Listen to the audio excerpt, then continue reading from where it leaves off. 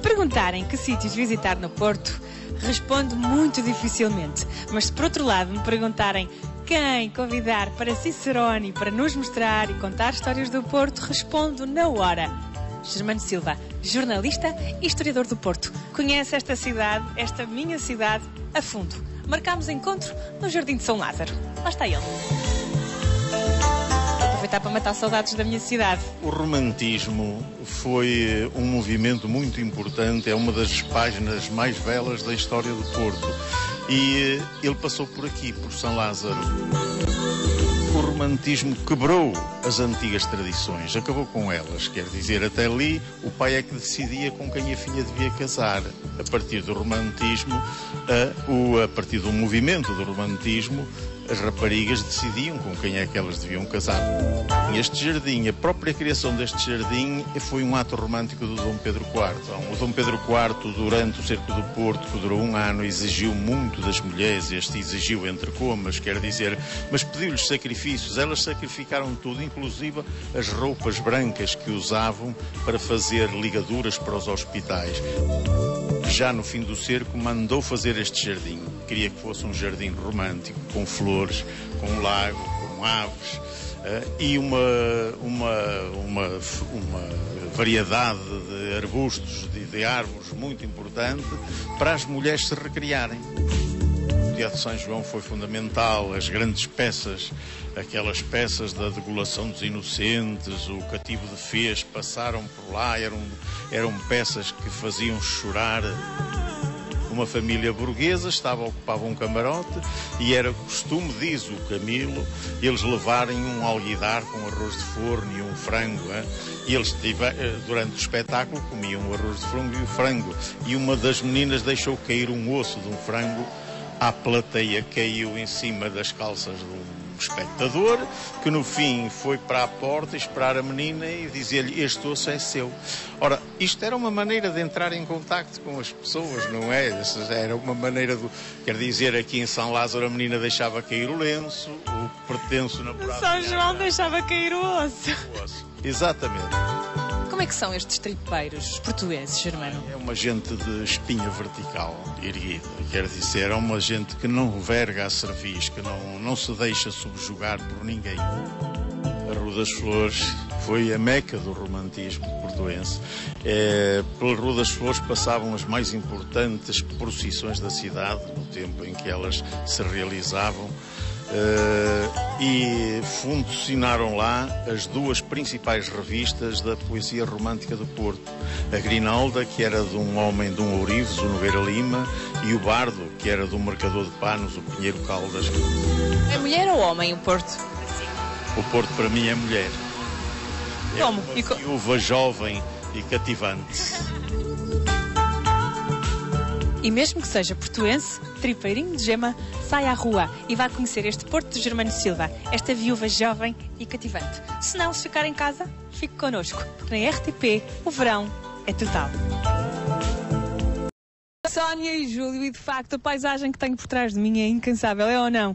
É fantástico, é o nosso Porto, já se sabe. Que bonita que deve ser vê-la também do Rio Douro, principalmente dentro destes belos barquinhos que toda a gente conhece. São, por assim dizer, as nossas gôndolas.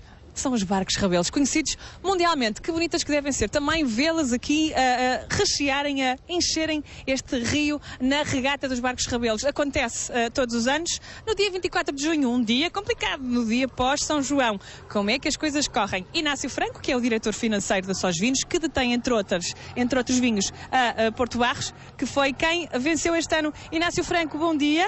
Deixa-me só, já antes de mais, começamos logo bem, não é? Com esta bandeira. Esta bandeira de campeões. Campeões da regata de barcos rabelos deste ano. Ora, cá está. Esta é a bandeira que vocês poderão colocar no barco durante todo este ano. Exactamente, durante un ano temos o dereito de ter o trofeo que vai pasando de cave a cave, que leva toda a historia das regatas de barcos rabelos. Este ano, máis unha vez, gañamos a regata de barcos rabelos. Mais uma vez.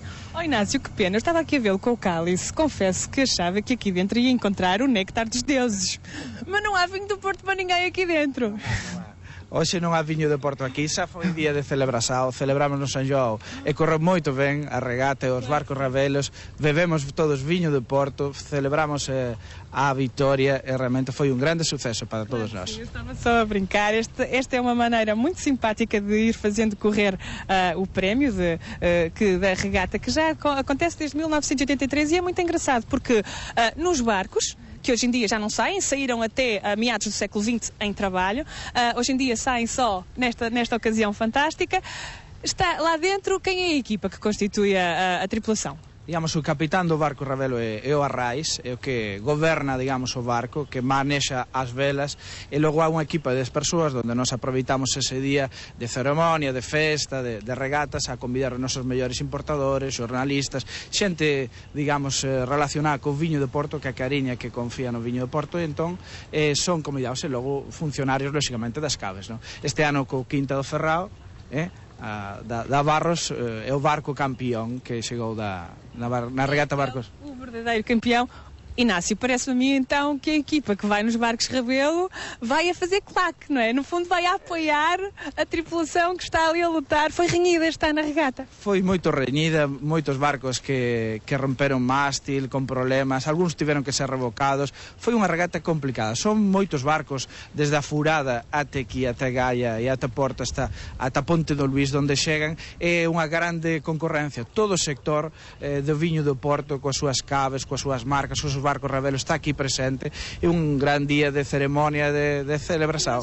Eu acho muito bonito porque é uma festa em que o vinho do Porto enche a cidade, pelo menos as margens do Douro, aqui nesta zona, porque há toda a moldura humana aqui a apoiar, não é, Inácio? Como é que um galego se sente? O vinho do Porto e esta vivência do vinho do Porto. Levo 5 anos aquí nas regatas e é unha grande festa, é incrível, e ademais este ano gañamos a forza de ser no día de San João, mas ser a tarde. Por primeira vez se celebrou non domingo de mañán, senón for terça-feira ás 5 horas, e todo está marginal, todas as marxes do río Douro, a beira río era unha xente, todas a vibrar, a puxar polos barcos, e cando vas no medio do río coa responsabilidade que tes, e tudo foi magnífico, un grande suceso. Recomendo a toda a xente que veña a coñecer Porto no día de San João, un día fantástico de celebración para toda a cidade, e onde aquí toda a população está sempre vivendo moito perto do río Douro e co Porto sempre à frente. Claro, com o Porto sempre à frente. Agora só nos falta mesmo colocar a merecidíssima bandeira ali no barco campeão. Vamos lá? Exatamente. Marcho já, muito obrigado, Cristina, um grande prazer, e vamos já colocar a bandeira de campeões. Acho muito bem. Sónia e Júlio, beijinhos e encontramos já daqui a pouco. Até já. Confesso que fui uma dos muitos que parafustaram contra a caixa, o caixote, um meteorito que caiu do céu em plena rotunda da Boa Vista. Mas como muitos também, e ainda antes da inauguração em 15 de abril de 2005, já eu me tinha rendido àquela que é o lar de todas as músicas, a Casa da Música. Pedro, Casa da Música é um nome lindo, um nome poético, porque aqui no Porto a música tem uma casa de todas as músicas, que é supostamente assim. Foi essa a ideia de casa, que é uma ideia, é um conceito de casa. Do lar? Do lar, de ser acolhedor, de ser para todos, de ser ao mesmo tempo íntimo, mas também público. A primeira ideia era de Palácio da Música. Disse, não, um palácio é uma coisa distante, é uma coisa só para alguns, um palácio é uma coisa... Casa é para todos. Tem sido para todos esta casa? É muito interessante, nós temos visto nesta curtíssima vida da casa, que só tem 3 anos, temos constatado que de facto as músicas são muitas e variadas, como dissemos que a Casa da Música teria que ser, e os públicos também, são públicos muito variados. As pessoas vivem esta casa com música ou sem ela? Sim, é outra característica da casa. Nós temos muita gente a visitar, acho que já é uma paragem obrigatória. Quem vem ao Porto, seja português ou seja estrangeiro, passa por aqui, vem e entra e visita. Eu agora, cada vez que vou ver concertos em salas fechadas, que são a maioria das salas são fechadas, não tem janelas para fora, acho que as salas são todas muito tristonhas, porque esta é tão levezinha, então alguém lhe dizia, esta sala parece-me champanhe. Porque assim, é levezinha, é agradável. Montamos uma sala mais lá fora no verão, que que abrimos no São João, abriu agora no São João e estará lá até setembro, onde se passam uma série de concertos também de variadas músicas, tal qual como um bocado entra no resto do ano, desde o pop rock, à música brasileira, à música sinfónica, ao jazz, ao fado. Fazemos uma série de concertos diferentes, num ambiente diferente, tendo a casa aqui, o edifício, como cenário, mais descontraído, uns concertos mais levezinhos, mas com a mesma seriedade e qualidade com que fazemos ao longo do ano. O que é que a Casa da Música diz sobre esta cidade? Diz que é uma cidade que é arrojada, e é uma cidade que tanto se fecha e tanto preserva e mantém aquilo que tem de forte e de seu e de tradicional e de construtor de identidade. Acho que o Porto tem essa força de ter uma cidade com identidade forte, mas também capaz de vez em quando fazer algo de muito arrojado, que isto é prova disso. Quando falam bem ou falam mal da Casa da Música, falam porque é do Porto e, portanto, também é nosso e, portanto, também queremos contribuir, também queremos, portanto, já foi assumida pela cidade, pelos portugueses, como isto também é nosso. Dizer, afinal, que a Casa da Música está em casa.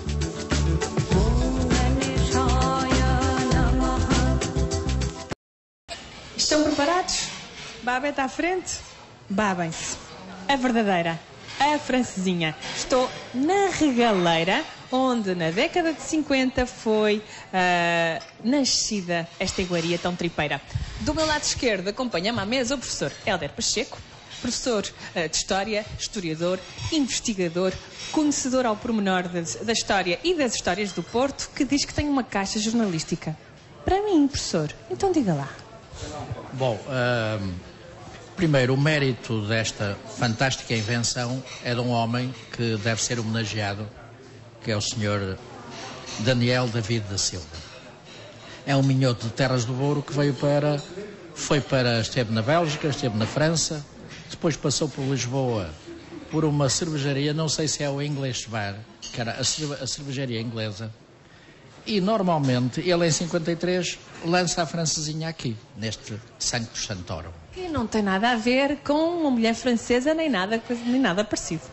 Uma das lendas que há por aí é que ele terá feito o batismo francesinha, atendendo a que inicialmente a francesinha era extraordinariamente picante, muito picante. E, portanto, ele dizia que as mulheres portuguesas, devido aos condicionalismos da época, não tinham o picante das francesinhas. E, portanto, em vez de chamar portuguesinhas ou chamar portuensinhas, ter-lhe-á chamado francesinhas. Mas isto é uma lenda. Bom, também acho que sim, e fica na lenda, professor, digo-lhe já. Não, depois disso, as mulheres portuguesas libertaram-se decididamente desse aspecto. O que é que acontece? É que, normalmente, eu próprio estava convencido disso. O conhecimento é feito assim, nós temos que modificar. Sempre que descobrimos qualquer coisa, modificamos. Eu não tenho nenhum problema nisso, não é? Modificamos a nossa... Chama-se aprender, não é, professor? Aprender e progredir. Pronto. Normalmente atribui-se a origem da francesinha ao croque-monsieur e, sobretudo, o croque-madame franceses. O croque-monsieur decididamente não é. O croque-madame pode ser, porque, no fundo, a francesinha, a essência dela é uma fondue de queijo sobre pão que tem vários ingredientes dentro. O croque-madame é fundamentalmente assim, só que não tem molho. No entanto, quando eu andava a debitar esta teoria, que é uma teoria lógica, digamos assim, nós vamos ver o croque-madame e ela é pão poilâne ou campagne, que é o pão francês, queijo, fiambre, ovo estrelado, vai ao forno e gratina. Isto é a essência e aparentemente estava certo. Um amigo meu telefona-me e disse assim: olha que eu conheci o Sr. Daniel e ele também fazia na Regaleira um Welsh Rarebit, que é uma especialidade galesa, que ele provavelmente aprendeu a fazer. Eu já o comi em Inglaterra e em França. Os franceses também fazem o Rarebit. Ele provavelmente aprendeu isso quando passou pelo English Bar, ou pela cervejaria inglesa. Faz o seu amigo dizer isso, professor. É a famosa receita. Bom, atenção. Há uma banda desenhada de um famoso ilustrador americano que é publicada em 1905, que são os pesadelos de um comedor de francesinhas. Isto é a capa.